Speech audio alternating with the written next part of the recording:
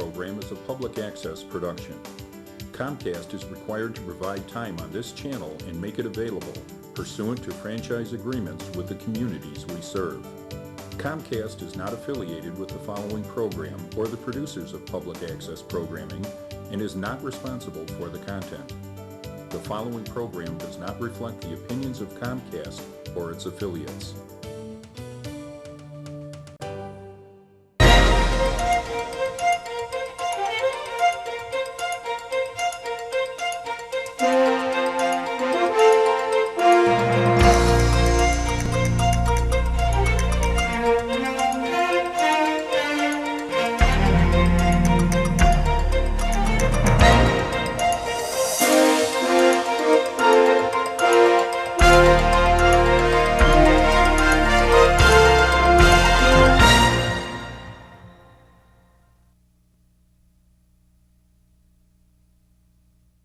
Hello and welcome to the Tinley Park Chamber of Commerce cable TV show, which, as you know, airs on our community channels, Comcast and AT&T. I am happy to be the host, and I am on the Chamber's Board of Directors and a past president. I also work with the Chicago Southland Convention and Visitors Bureau, the Southland's official agency that promotes the entire Southland for membership recruitment. And we're happy to have with us another guest from Tinley Park High School. We're always glad to have them with us. None other than John Pfeffer. Welcome, John.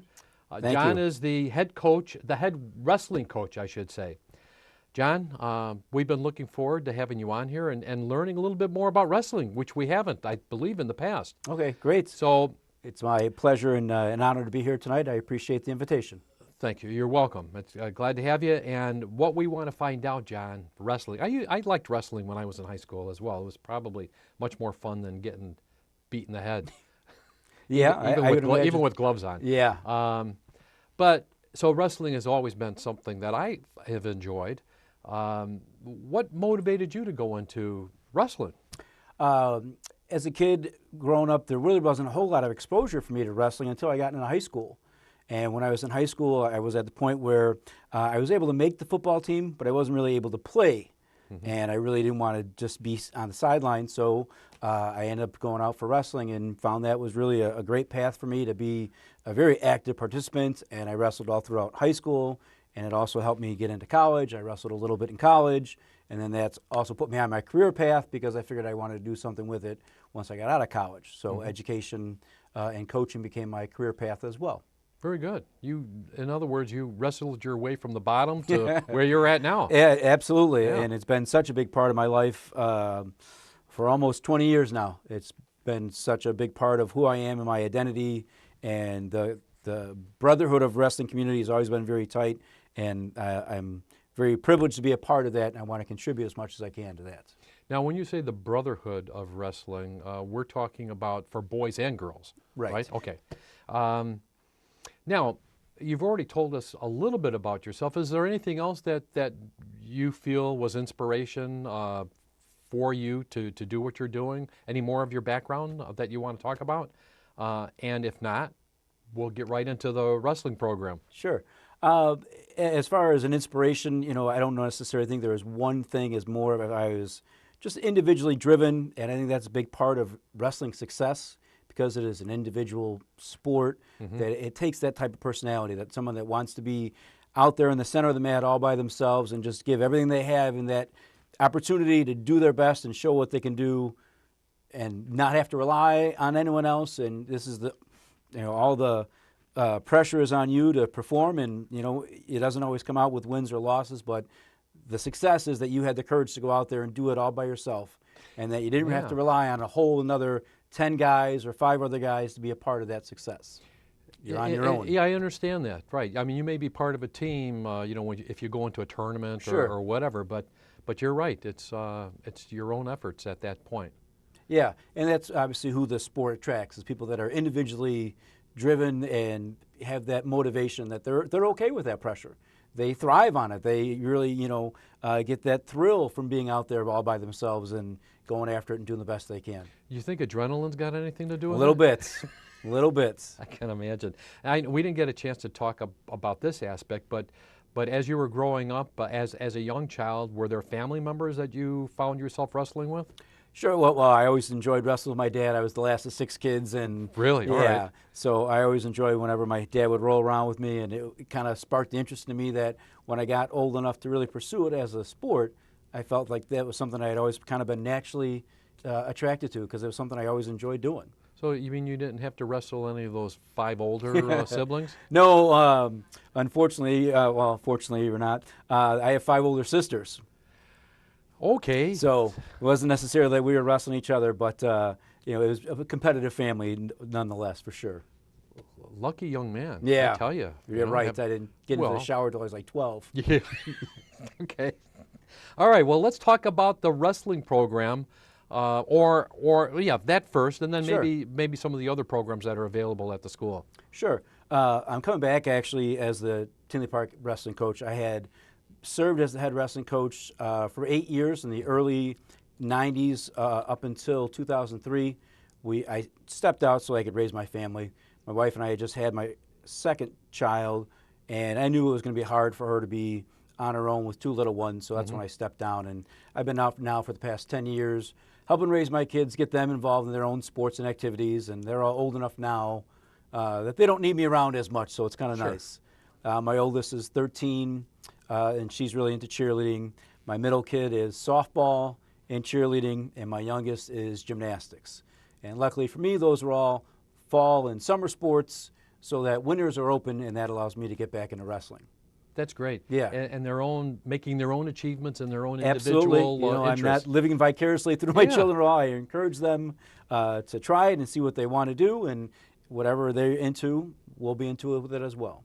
So tell us, for those who don't know what it incorporates, I mean, wrestling, you can just picture that, but there's probably certain aspects of wrestling that you don't know about until you're actually being taught, let's say. So why don't you tell us a little bit about that? And well, when it's your first match, it can be like the longest 6 minutes of your life. You can never imagine that it can take so long if you're not prepared. Okay. It's a lot of conditioning. There's a lot of aerobic activity that goes into training to make sure that you have the endurance and the stamina. It's certainly not what you see on TV. I think have kind of debunked that myth a long time ago that collegiate wrestling. The collegiate wrestling or the theatrical? Theatrical. Wrestling? The theatrical, yeah, right. Collegiate wrestling is different from the theatrical stuff. Sure. There's no predetermined winner. You have to go out there and earn it yourself. Right. And it's very physically taixing on you. There's no question about it. You don't get to use chairs and No stuff. chairs, Yeah, right. no brass knuckles, no roller quarters Okay. or anything. Thank God for our youth. Yeah. Really. So, are there certain age groups or certain categories for the students as far as the wrestling program? Wrestling is divided up by weight classes, and we do have a 3-level program. We run a freshman program, a JV program, and a varsity program. Freshman, junior, varsity, and varsity. And varsity. So depending on someone's skill level, we could have a freshman that actually wrestles on varsity. If they earn the spots, that's their spot. We're not going to deny them that just because of their age. And what kind of record does Tinley Park have at this point for wrestling? We've had a very long and storied history with the wrestling program at Tinley Park. There's been a lot of success. A lot of the coaches before me have hung lots of plaques on the wall. Yes, absolutely, and I want to carry on that tradition. We've actually got some legacies in the program now with Eric Schultz. He finished second in state last year. Very good. His father was a state champ for Tinley Park. The Schultz family is renowned in the Southland for wrestling. His cousin Derek placed second in state 2 years ago. His dad was a state place winner as well.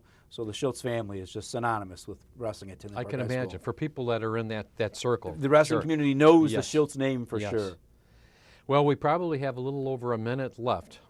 So if there's other programs that you want to just mention that are available at the school, any promotions of any kind, we do have a minute left. So why don't we take that opportunity to talk about that? One of the things I always enjoy about being at Tinley Park High School, and now I'm going into my 20th year there as a teacher, is that we're a big enough school to have lots of opportunities for anybody that wants to pursue something different, but we're small enough to give everybody the chance to compete. That if you do want to actually do something, I mean be an active participant, not just be on a team, but actually be a competitor, Tinley Park gives you that opportunity. We're a relatively middle-sized school, 1,200, 1,250 kids or so around there. So it does lend itself to anyone that wants to take something up. Might be a new challenge. Maybe if you've never wrestled before, but you're interested in doing it in high school, we open our doors and say, welcome, come on in. We'll show you everything that you need to know. Well, John, thank you for being a guest on our show. And I should say, if you want to get in touch with John or any of our other guests or myself, you can contact us through the Chamber of Commerce office at 708-532-5700. John, thanks again for being a guest on the show. Thank you so much. I appreciate it. Well, our next guests are from a very valuable community service, particularly to our canine friends. And feline friends, not to leave them out. We have representatives from P.A.W.S. Both on the board of directors. We have John Greenan. Hello. And Pat Duggan. Welcome to our show. And we also have Bugs. Hello, Bugs. Bugs, say hello. All right, that's okay. Bugs. He doesn't have much to say. That's all right. But John, I believe you said that you were going to present a lot of information, and then Pat's going to fill in wherever she wants to. But for both of you, if you would, just tell us, how come you got involved in P.A.W.S?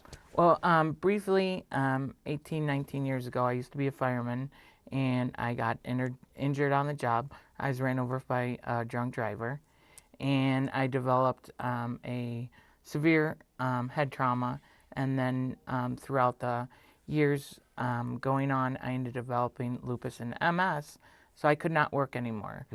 But I wanted to do something so I don't stay home and get stir crazy, and I've always loved animals. So my sister suggested, why don't you volunteer at P.A.W.S Animal Shelter? And so I've been there now. I'm going on my 7th year. I've been on the board of directors for 6. I do a lot of our fundraising events, and then I'm also the coordinator for animal therapy. Very good. And we're going to probably elaborate a little bit more on some of those things as we go along. And Pat, how about yourself? Well, I started in year 2000. It was, I lost my mom and my mother-in-law within 30 days of one another, and I didn't have either one to take care of anymore. And there was a lot of empty hours, and I needed it to feel wanted and needed, and went to the shelter, and I've been there ever since. Okay, well, I can understand. I can understand the reasoning for both of you, and I'm sure P.A.W.S is not necessarily happy about your situation, but happy that you are volunteering and helping them achieve their goals. I view it as a blessing. I mean, if I wasn't a fireman, now I'm able to work at a great animal shelter, help our community, help animals, and it's just makes you feel overall good. It's probably more therapy for me sometimes than it is for the dogs and cats to go in and work on a day-to-day basis with them. Isn't it said that when we do things for others, we sometimes benefit even more Get ourselves so much more without back. Right, You're intending to. And I'm sure Bugs appreciates that. I've met Bugs many times, and he tends to pretty much keep to himself, which I guess is okay. Yeah, and Bugs actually came from P.A.W.S. He was an animal that was unadoptable because he had severe separation anxiety. We worked with a trainer, and then the trainer said he'd make a great service dog, so we donated him to a service dog program located in Mokina. That opens the door. That's the segue for us to talk about the programs that are at P.A.W.S that people may want to take advantage of. So if you would, tell us about P.A.W.S. One of our programs that we offer at P.A.W.S is called Animal Therapy. We bring our adoptable dogs and cats out to 3 nursing homes and 5 special needs places. In the last couple years, a friend of mine has a special needs daughter, and it really opened up my eyes that they're wonderful people. They're just misunderstood sometimes, and they benefit so much when we bring the dogs and cats to these different places. I mean, it's just unbelievable. kids that don't talk much.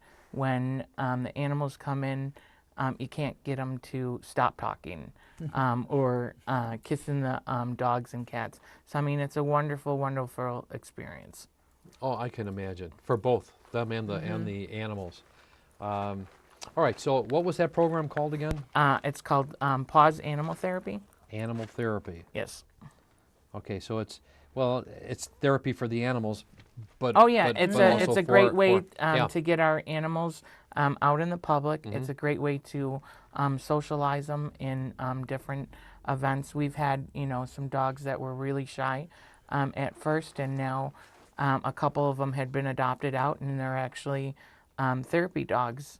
A couple of them go to Silver Cross Hospital in Palos, and that's so rewarding to know that I was kind of the start with doing our animal therapy program to lead them in that direction. All right, so we talked about dogs. Do we have any felines that are a part of this program? Oh yeah, dogs and cats. Okay. Are both welcome. We don't discriminate between the dogs and cats. And some people are just not dog people. They feel more comfortable with a cat when they can have them sit on your lap. So I mean, just the benefits from animal therapy is unbelievable. Oh yeah. The anxiety some of these kids deal with on a day-to-day basis is tremendous, and when those animals walk in, it's just like it's all gone. Now, John, you and I talked earlier about it's expensive to run programs, and just so we don't run out of time, we need to make sure that our viewers hear about any of the fundraising or any programs that you've got that will be coming up. That'll be in September or through maybe even the rest of the year. So why don't you tell us about those? I know there's a parade. Is it the... Well, celebrating our 40th anniversary, P.A.W.S is having their first annual pet parade, and we're partnering up with the Village of Tinley Park, and that'll be September 14th. And we have different sponsors and participants from the community that'll be helping out. What's really important about our fundraisers is that we're non-for-profit. All of our money we receive from the community or for fundraisers that we do. Fundraising are very important, but our medical is over $200,000 a year.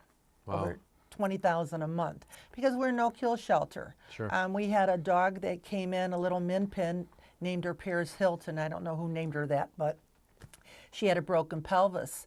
And as a no-kill shelter, and the vet, one of our vet partners said that with surgery, she would have a fulfilling life. And so it was $1,500. So that takes a lot of donations, and as being in no-kill shelter, we had to do it, whether we had the money or not, because of our mission. All right. statement. Are there some fundraising that's coming up, or that will be held in September or October? In September 14th, we're having the pet parade. Different businesses can come out and support the shelter by either being a sponsorship, or if they want to put a booth at the train station, we are selling spots for that. We also have what's called Bark and Brew. This is our second annual Bark and Brew. What it is, it's a craft beer tasting. This year we have 10 to 11 different craft brewers come in. It's being hosted at Jenny's Steakhouse, 191 South in Mokina. And the date of that is September 27th from 6 p.m. to 9 p.m. And our estimate goal, we can sell 400 tickets. If we make that goal, we can raise up to about $17,000 that night. That's pretty good. Yeah. To take care of So we have medical. about 30 seconds left in this segment. Oh, so time goes by fast, doesn't it? It does. So at this point, I might say, is there a parting message that you would like to say to our viewers? I would like to say that P.A.W.S has been run by volunteers for 40 years, completely run by volunteers. And we're not affiliated with any other organization. A lot of people get us confused with other agencies or shelters that are called P.A.W.S, but we're not affiliated with anyone else. We're one and only P.A.W.S Tinley Park. People's Animal Welfare Society. Okay, that's what it stands for. Yes, it is. Well, They have John the and, same acronym. John and Pat, it's been a pleasure having you on our show, and Bugs, you too. What is your phone number? 815-464-7298. Our website is pawstinleypark.org. All right, thanks. Thanks for being on the show. Oh, thank you. Our next guest is from one of the Chamber's newest members, and it's from an organization that I would say not very many people have heard of, in our area at least. This is the British Swim School, and we have one of the co-owners and an instructor, Andrew Olesnavich. Andrew, welcome on the show. Thank you for having me, Joe. And as I think I told you even at the members meeting, that we were kind of excited to have you on the show and tell people about a unique service and a life-saving thing at that. Yeah. So why don't you tell us, what motivated you to go into this type of work? Well, I actually started swimming competitively when I was 10 years old. And when I was in college, I started coaching. And that's when I really kind of found what I believe I'm supposed to be doing here. The first time I remember I taught a kid the very first new skill, and it's that look of pride that they get, pride and excitement, that they just accomplished something for the first time. That's a feeling that you can't get in every form of business. Sure. And that's something that I get to enjoy every single day, and it's incredibly rewarding, and I wouldn't trade it for anything. Well, that's great. How long has the British Swim School been around? Since 1981. A nice young lady, Miss Rita Goldberg, started the company over in England, and she brought it over here and started franchising it out just a short time ago. Okay, all right. And then how long have you actually been involved with it? I got involved about 2 years ago. I moved in here. I'm from the Metro Detroit area of Michigan. I moved out here about 2 years ago, and I started working as an instructor. Then I was a manager of this new location that opened up in May of 2013. And myself and two business partners actually just bought the company in January. So we bought the franchise, and we're kind of trying to make some moves. Congratulations. Thank you very much. There is only one British swim school in this area? In this area, yes. Okay, There all right. are several in the Chicagoland area, though. There are? Yes. And is it international, or are there just certain countries that It is international. It is, actually. okay. We just opened a franchise in Turkey. I tell you, those Brits have a way of colonizing. Yeah, don't they do. Yes. All right. So, well, the purpose of your being on the show is to just inform people with as much information about the British Swim School. So, why don't you tell us about the organization itself? What it entails? Absolutely. We're a water safety and learn to swim program. Our basic form of, I should say, our business model is formed around the simple fact that 1 in 4 accidental children deaths is actually occurs, or in the demographic, children under the age of 4 is drowning. And it's a completely preventable accident. And so our idea is to be able to put a quality water safety and learn to swim program in any existing pool or facility in a community, so that water safety isn't an inconvenience. It should be something that every household should have easy access to, rather than having to drive around town 30 minutes just to get to a 30-minute swim lesson. If you can go down the street and play soccer, you should be able to go down the street and learn how to save your own life or protect your children's lives. Sure. Now, what type of facilities, or where are the locations that you actually perform this instruction? Honestly, any business, or unfortunately we can't do residential homes, but any business with an existing facility. Okay. So right now we're renting pool time from a few hotels. Other franchises use fitness clubs, even park district pools or anything like that, community pools. Where there is a body of water, we very strongly believe that there should be someone teaching water survival. Because if you aren't and you own a facility, you're really opening yourself up to the potential for a tragic accident. Sure. Well, that makes it available to more people because you're not locked into one location. Exactly. We're I not think locked that's into great. one location. Yep. Just why didn't I think of that? Exactly. Yeah, You I know? right. Well, right. And, well, you took advantage of the fact that you didn't actually think of it, but Here we are. here we are. Yep. That's right. That's right. So, I might say, how many instructors do you actually have with your British Swim Club? Well, right now school? we've actually got 4 instructors. So we just started over here in January, so we're starting to get the ball rolling. But yeah, we've got 4 really quality instructors, a really standout office staff as well. Yeah. How many employees do you have then? Only about 8. Well, that's enough. Yeah, it's enough. It gets the job done. That's certainly. Absolutely. Okay, I had a question that I know I wanted to ask you. There's got to be, well, who are your ideal students, let's say? Absolutely. Anyone. Anyone regardless of What's age or ability. the youngest to the... Our program starts at 3 months, infants as young as 3 months. Okay. And there is no maximum age limit. We get people of all walks of life, of every background, of every swimming ability. I've had senior citizens come with 0 swimming experience, and it was something they wanted to cross off their bucket list. You know, I've also had younger guys who are incredible runners and bikers training for a triathlon, but really needed some stroke technique help for their swimming part. So we'll take anybody. We really, really just kind of want to get the word out about protecting yourself and being safe around the water. Now, if you would, tell us, without my actually know, I'm not sure how to ask this, but different facets too in your instruction. Are there different levels that you work with? And also, before you said 3 months old. I mean, people are going, 3 months old? Yeah. What can you teach a 3-month-old? I've seen the youngest infant I've seen independently floating was 7 months old. And so that was only after actually like a month and a half of lessons. And at that age, they're more concerned with mom or dad and the facial expressions. So as far as like the distraction and everything goes, it's actually fairly easy to keep them on task because they aren't necessarily afraid yet of the water. Is that the life-saving aspect of it, that they learn to float? Well, they learn to jump in, roll over independently, and float. So that if they fall into a pool or a body of water, they can roll over on their back and call for help and maintain an open airway. That's amazing, and Yeah. I could see that being life-saving. I think I saw that online or something about that. I think that's excellent. It is. Yeah. All right, so what are some other aspects of or facets of the British Swim School that people should know about? Oh, that's a good one. That's a doozy, Joe. I figured I'd throw you a doozy. Absolutely. But you know what? You teach swimming. That's life-saving. So let's do a little life-saving. Now show us some strokes, maybe. Show you some whoop! There we go.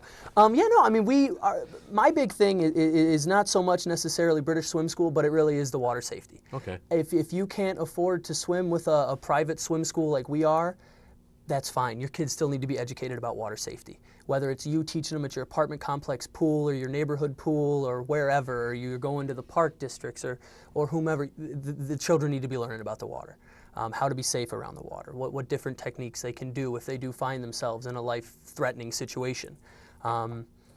So I guess that's more my concern right now. Okay. Is I want Tinley Park to be the safest community as far as the water goes in the Chicagoland area. There's no reason it shouldn't be. All right, Andrew, I know you're here in Tinley Park. Yep. But you don't limit yourself to Tinley Park. How far out can you feasibly go?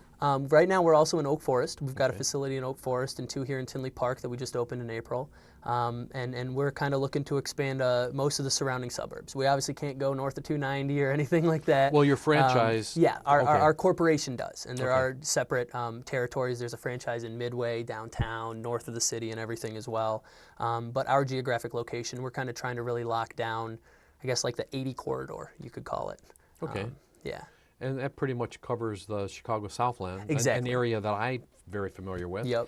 Well, we have a minute left. Definitely. So let's figure out a way to utilize that minute. Okay. I can dig that. Okay. Let me think. Do you have any type of a promotion or some type of an incentive Definitely. to encourage people to call the chamber office to get in touch with you? Yeah, I'm actually glad you asked. We've got right now, we just started our back to school promotion, which expires in September. Give you plenty of time to get used to your new schedules and everything. And that actually you get 2 additional bonus classes when you sign up, and you can use those at your convenience at any of our locations. So people need to sign up for that during the month of September. Anytime. They can do it. They could call tomorrow. Yep. Okay. All right. Well, that's good. Andrew, we have 20 seconds left. Is there a parting message that you would like to say to our viewers? And if so... Absolutely. Get your kids into swim lessons. Anywhere, anytime, any pool, they have to learn about the water so that you and your family can be safe. Andrew, thank you for being with us. Thank you, Joe. And you heard him. Someone's life can depend on it.